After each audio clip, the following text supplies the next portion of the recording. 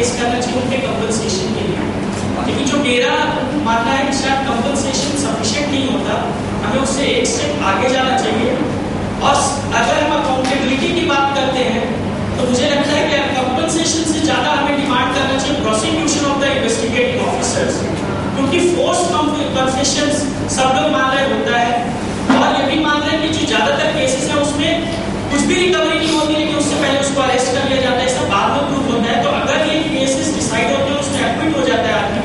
तो कंपनसेशन से ज्यादा जो हमारा एम्फेसिस होना चाहिए मेरे हिसाब से प्रोसिक्यूशन ऑफ द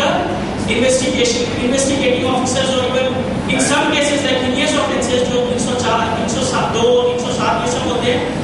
उसमें एसएचओ के बाद डीसीपी उस केसेस को रेफर करता है आगे, तो एसएचओ के बाद डीसीपी के पास जाता है। तो और भी जो पुलिस ऑफिशियल्स हैं वो इसके लिए रिस्पॉन्सिबल होते हैं। तो अगर इस लाइन पे सोच सके कि इनको कैसे प्रोसिक्यूट किया जाए so that they will become cautious from the next time onwards, तो ये शायद